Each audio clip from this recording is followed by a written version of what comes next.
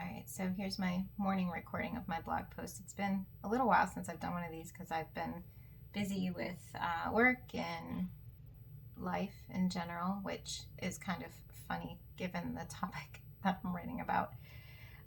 Okay, so this is about feminism. We'll see how this resonates. Here we go. Dear Feminism, You Didn't Make It Equal by Christina Curtin, June 13th, 2025. I wish I could go back in time to the feminist movement and have a one-on-one with the suffragettes. These women who fought for the rights of women everywhere, demanding equality in representation. And yes, there's good in this. I want to be able to own property, vote, and have equal access to education. Though being permitted to drive a car might be a debatable right for women given my history with hitting stationary objects. Joking aside, I just wish a Margaret or Esther would have paused and asked, wait, is this what all women want? Because not all of us wanted what they're fighting for, or at least not all of it. Even though I know there are many other women out there just like me, it still feels a little taboo to say this out loud. We're supposed to want total equality. We are smart, strong, and arguably better in the workplace than most men. But just because you can do something, it doesn't mean you should. I might die on this hill, but I'm just going to say it. In striving to achieve equality, the women's movement made things less equal for women like me. Because now, those of us who were fine with our place are now living in a society where staying in that place is harder. Trying to be a good mother and build a strong home is exceedingly difficult because now things are equal. Because of the feminist movement, women can now work. Great, right? We can find fulfillment in the workplace. That sounds lovely. But the thing is, with more women in the workforce, household incomes rose.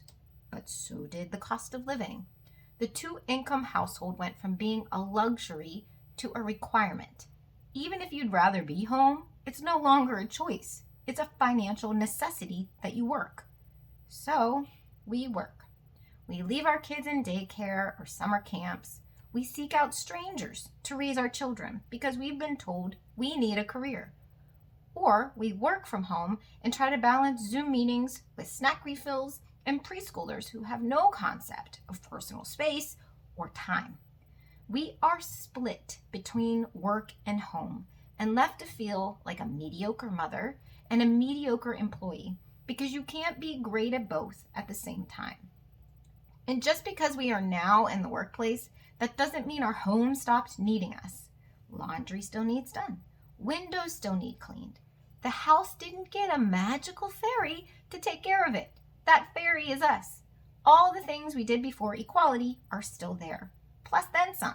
So now the scales aren't balanced. They're freaking overloaded. We're doing more, juggling more. The stress, the guilt. It's not equal.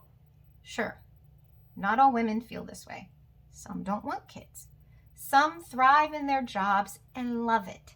That's totally fine. But what about the rest of us? The women who simply want to be at home.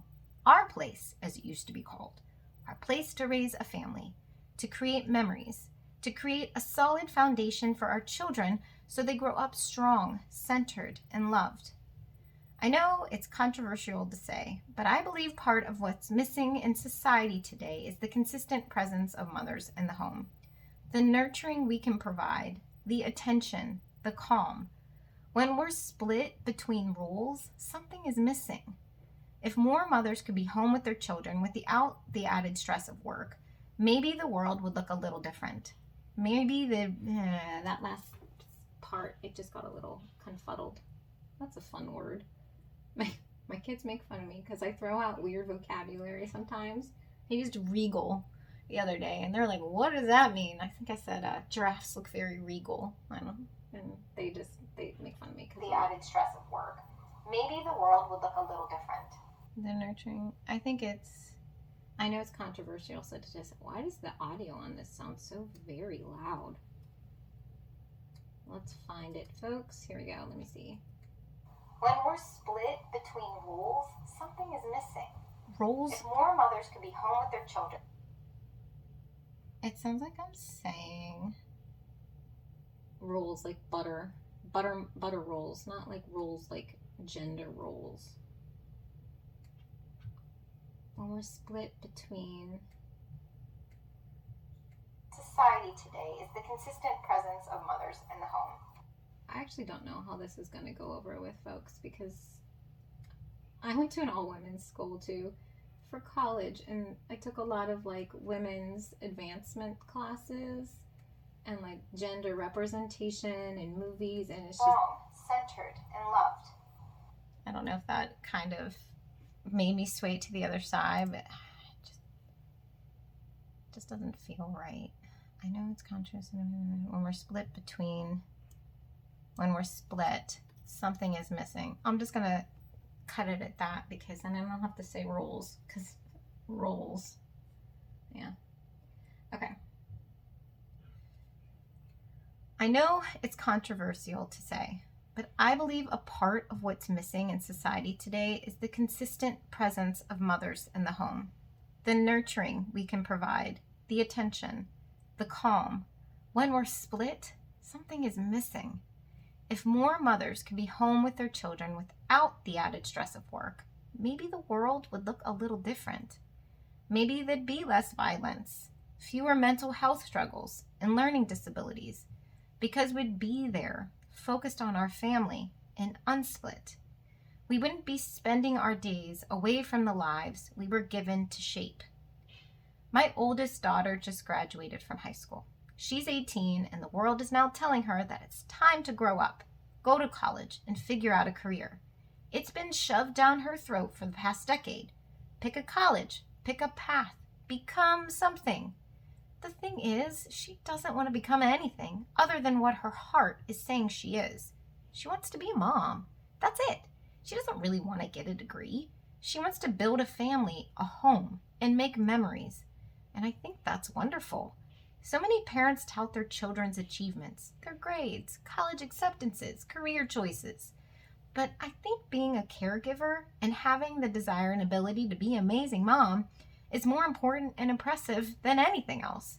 She shouldn't have to prove herself to society or get a paycheck to show her worth. Being a mom isn't less than anything. We shouldn't ever have to say we're just a stay-at-home mom. It's not just. It is. Moms matter. And this role as a woman deserves as much respect as anything else. Feminists and their liberation of women just made it harder to achieve. They wanted us to have it all. They wanted us to have equality with men. But in the end, they just made it so we have to do it all. And for those of us who just want to be mothers or simply women present in our homes, that choice is no longer simple. If we don't want to do it all, we're made to feel like we failed this game of life somehow. And that's not equality at all. That doesn't feel like empowerment. It just seems unfair. Behind the post, a bit of backstory. Okay, so I've been musing about this for some time. My gripe with the women's movement and how I kind of wish we could go back to the simpler times when women could just stay at home, especially if you have kids. The needs of your family are so great that being split between work and home is a constant struggle in all areas, mental, physical, financial. I know that the women's movement gave us so much good, and I don't want to revert back to the way things were exactly, but I don't think where we are today is right. When I get frustrated or overly stressed at home, sometimes I will joke and yell, "I blame the feminists!" and my family will laugh at me. It helps to place blame on someone when you feel pulled in too many directions. I joke, but I do know I have a lot to be thankful for thanks to the Margarets and Esthers out there. Sometimes I just wish career equality was left alone.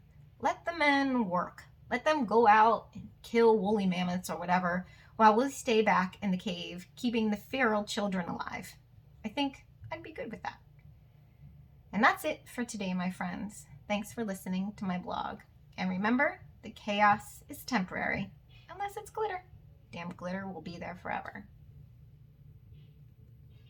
All right, that's it. I don't know if you can hear my laundry going on in the background. Of course, it's like tick, tick, tick, and I have the door shut.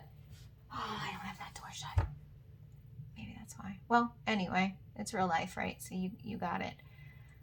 Thanks for watching. I appreciate you, and I'll see you on the next one.